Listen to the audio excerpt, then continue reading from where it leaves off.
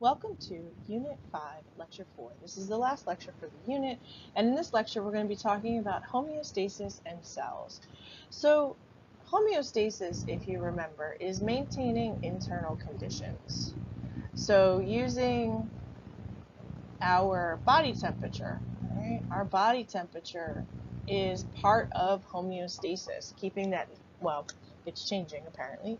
There's an article out, but that average body temperature, maintaining that is part of homeostasis because that is very crucial to our body functioning the way it's supposed to.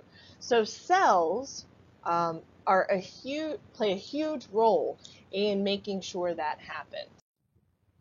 Learning objectives. Explain how single-cell organisms maintain homeostasis. Describe how cells of multicellular organisms work together to maintain homeostasis. Cells can be two different things, okay? Or cells can be an organism all into itself, where we have unicellular organisms, which means single-celled organisms, okay? Those single-celled organisms operate entirely, because remember, cell equals life. So individual cells have to maintain that homeostasis. They do this all in one package. They do it by growing, responding to the environment, transforming energy, and reproducing. Now, responding to the environment, for us, that's you put your hand on the hot stove and you go, ow, it's hot. Okay, we responded to the environment. Our body said, hey, that's hot, take your hand off the stove. Okay, transforming energy, so responding to the environment for us is an entire body thing. For the cell, it's the exact same thing. Hey, that's hot, get away from it. So they might swim away if they're an organism that lives in the water. They might change up what proteins they're making and so on and so forth. So that's a response to the environment. Grow. Single-celled organisms grow, not in quite the same way we do, but they do get bigger, okay, over the course of time. They transform energy. So that's just photosynthesis or cellular respiration, or both, depending, okay? And then they also reproduce. 90% of the time, single cells reproduce using asexual reproduction. All right? So they basically just make a new copy of themselves and split it in half, and now we have two. Okay? That's basically just asexual reproduction for single-celled organisms. Not all. Some single-celled organisms do something like sexual reproduction, but obviously not exactly the same as a multicellular organism would do. So they do all of the same things we do as part of living, and they just do it on a much smaller scale. Okay, so they can transform energy, so that would be photosynthesis and cell respiration. And remember, this is why we use light microscopes, because using light microscopes, we can actually see these things under the microscope happening sometimes in real time. And we can actually see organisms doing that, and we can watch organisms respond to the environment and so on and so forth.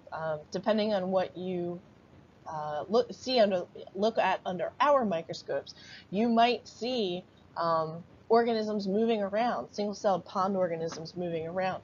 That's part of their response to the environment, because they're responding to different signals in the water, either trying to locate food, trying to get away from being food, different things like that. So they've taken a lot of that information. All right.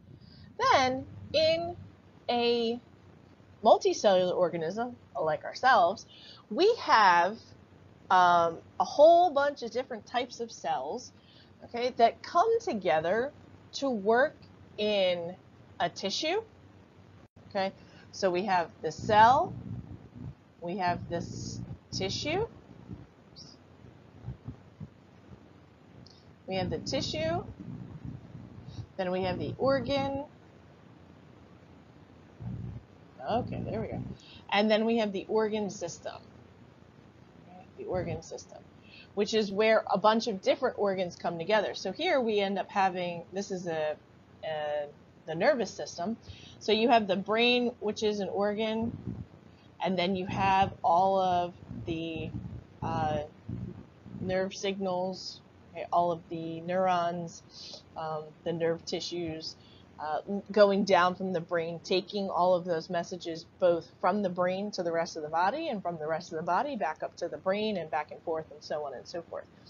So we have individual types of cells that have individual tasks, and then they have to talk to each other to make sure that our body is doing those things, okay, that we are growing, that we are responding to the environment, okay, that we are energy, okay, transforming energy, okay, so growing, responding to the environment, transforming energy, and we are reproducing.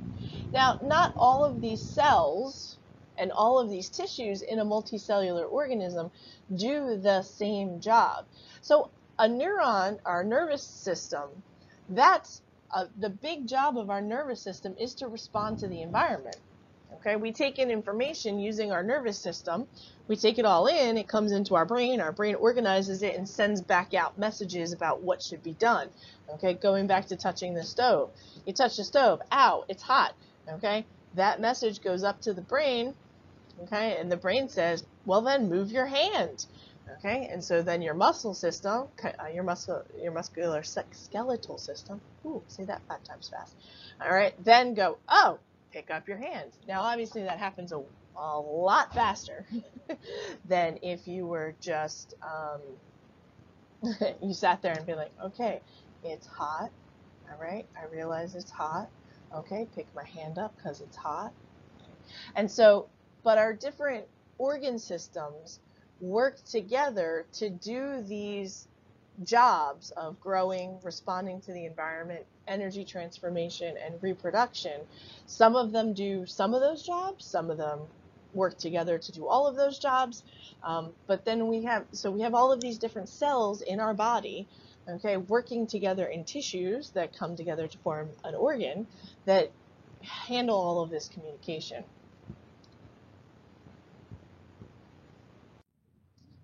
Okay. So there are 3 main ways of signaling. Okay, we've got local signaling, all right, and then we have long distance signaling.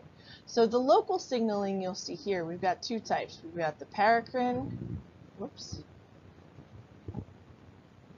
we've got the paracrine signaling and the synaptic signaling. Okay, these are both local signaling. So paracrine is basically you end up releasing something from your cell right into the next door cells. Oh my goodness, come on, work with me here. All right, so you're just releasing right into the next door, right into your next door neighbor. Okay, a lot of times we think about this in skin cells. Okay, so you get a cut on your skin, and your skin cells near the cut basically go, holy crap, all right, we've been damaged, and they release molecules to tell the skin cells around them to start the repair process. All right, so that's an example of paracrine signaling. And then we have synaptic signaling, which is usually between nerve cells. So nerve cells release neurotransmitters. If you've heard, many medicines work on neurotransmitters.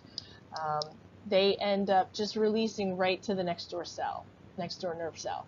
So what happens is there's a whole long process that we're not going to talk about that results in this nerve cell right here releasing a neurotransmitter so we got cell number 1 releases it to cell number 2, which then continues sending that signal down, okay, until all of the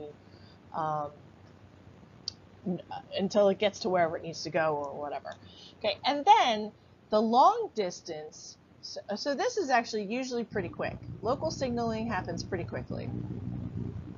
Okay, especially if you think about the nerve cells. If you touch something and it's hot, your body almost instantaneously says, ouch, that's hot, move your hand. That's a pretty quick message. Okay, whereas long distance signaling is it's called endocrine, hormonal. All right. This takes some time. Okay. This is why puberty can seem like it goes on forever. Okay. Because what happens is the endocrine cell, which is part of your endocrine system, which is part of your hormones, releases some chemical into your bloodstream, which then has to go to whatever cell. So, hair growth in puberty. Okay. During puberty, hair grows differently than it did before puberty. And so what happens is those endocrine cells end up releasing messages into your bloodstream to a cell, okay, much further away that says, hey, grow some hair. And so that process actually takes some time. And that's why you, like I said, especially with puberty, you might feel like puberty goes on forever because you have all sorts of things that are changing, but the signals are coming from further away in the body as opposed to right next door. Okay? So that's the basis of cellular communication in unicellular and multicellular organisms. I'll see you in class. Have a great day.